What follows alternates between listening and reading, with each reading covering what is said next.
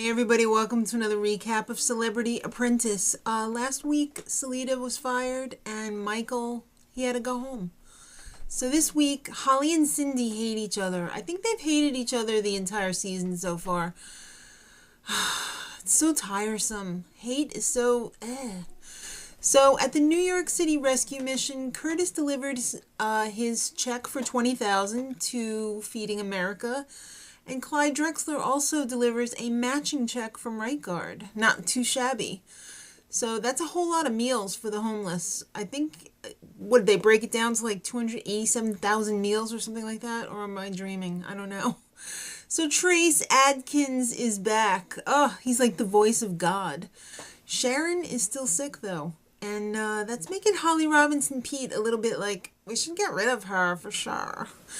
So they're at the Rock and Roll Hall of Fame Annex, and yeah, the challenge this week is to make over two young country artists, people who are just at the beginnings of their career, try and push them through to stardom. Alright, so they're going to have to prepare them for an interview, make up a press kit, get them ready for a performance. So the PMs this week, Cyndi and Goldberg. What? Why isn't it Bret? Come on. Goldberg wants to win for his charity. I don't know. I think it's going to be a total cluster. Cyndi is not getting along with her entire team, except for Summer Sanders at this point, because Summer Sanders will kiss anybody's butt. I don't know what's up with her. She's just like, I just want to get along with everyone. So the men meet with Luke Bryan and Emily West, and then the women meet with Luke and Emily, and the ladies decide that they want to take Emily. And Bret calls up some high-level execs and is like, well, they're both good, so I don't really care. Holly Robinson Peete is really ticking off Cyndi because she's trying to run the entire show, and Cindy's like, nah, I know that you and Maria are both, singers, but I have some expertise in this field, and I'm going to have to agree with her. Come on. Cyndi Lauper, Holly Robinson Peete, Maria Kannellis, come on. You can't even hold a candle to Cyndi Lauper's big toe. Come on. So, the ladies do end up with Emily because the guys were just like, well, we'll make the ladies happy, whatever, and the guys end up with Luke. Because, well, Cyndi tried to pitch to the guys that he would be a blank slate, whatever. He seemed kind of blank, I don't know. He seemed kind of, I don't know, simple. Simple Jack. Alright, so, not really. But Maria's media training or whatever was like, are you shaved or are you hairy? I don't know what was going on with that, but it sounded really bad. And she totally calls out Cyndi for, like, not giving anyone else a chance to voice their opinion. And Cyndi apologizes because, when you're that passionate about something, it's easy to be like, excuse me, I know better. I can't, hear what you have to say right now. La la la. But Holly is calling Cyndi controlling. And isn't that a little bit like the pot calling the kettle black? Because Holly Robinson Peete, it seems like every freaking challenge that they've had so far, you have been trying to do everything. So don't even. So the guys, makeover time's coming, and they realize that Curtis Stone is the same size as Luke, and there was a whole coming off gay moment there where Curtis Stone was topless along with Luke, and it was just so weird. And Bret's advice to Luke was never say that you're tired. It was just so weird. And the ladies team, Maria was in charge of the media training. I don't know why she was in charge of that after her whole hairy or shaved incident. But Sharon returns, and Sharon is probably one of the best managers in the business.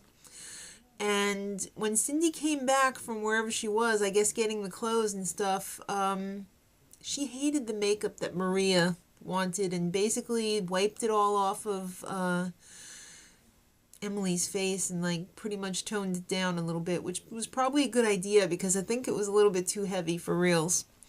So Bret's trying to write the press kit, and it's not easy because Luke knows what he wants, and he doesn't want anything that Bret wants, including he does not want to have a guitar under his chin like a violin. That was really weird.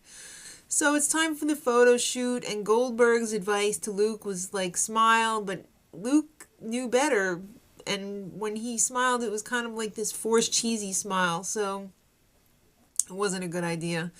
And the ladies, Maria's still getting her feelings hurt and her nose bent out of shape because she thinks that she knows everything because she was a model since she was 14 years old and blah, blah, blah. And you're not the project manager, honey. And you know what? Nobody got in your face when you were the project manager.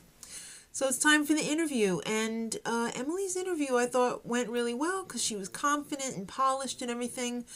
But Luke's interview for the men's team, not so good because he kept saying, I think his check was like 50 at least. And he was yawning. And he acted tired. And that is going totally against Bret's advice to never say that you're tired. Not cool. Because Bret knows what he's doing too. I mean, he's been around for like 100,000 years. So the performances.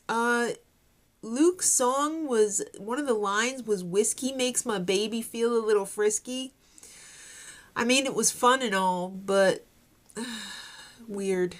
And the ladies, Emily's performance, I thought really hit it out of the park. There was not a dry eye in the place. It was quite a ballad. It was very nice. In fact, I was getting a little misty. So it's time for the boardroom, and Maria wastes no time whatsoever. She throws Cyndi under the bus immediately. But you know what? Cindy's not going to take that crap, and she dishes it right back. And then Maria comes out with, girls just want to be mean. And Donald wasn't hearing any of it because he recognizes the icon that is Cyndi Lauper. And shut up, Maria, and go to the corner. Stick your nose in the corner. For the guys' team, Bret was running the show, although Goldberg was the project manager. Goldberg was just happy to be there. He just wanted to win some money for his charity. The ladies made a little mistake. They didn't touch up Emily's photo. And Donald is a skin man. And Maria should have that mole removed as well. The men's promo kit was better. But the ladies' makeover was better. But it was a unanimous decision by the 3 guest judges that the ladies should win. So Cyndi wins $20,000 for her charity. And also, as a bonus, she wins the proceeds from the 2 artist singles on iTunes. I believe it was for the next month. So that can be quite a bit of money if it's successful. So, time for the guys' team to act someone. Pitifully, there's only 3 of them left. Curtis, Bret Michaels, and the other guy, Goldberg. I had a brain fart there for a minute. So, Goldberg, why the hell were you the PM? What do you know about music and country artists and such? And he even admitted at first that Bret did 95% of the work, and then he kind of rethought that, and he was like, well, maybe it was 87%. And then again, he said, well, it was probably 70%. Doug, Goldberg, you fired. I mean, I saw that coming a mile away. He shouldn't have been the project manager.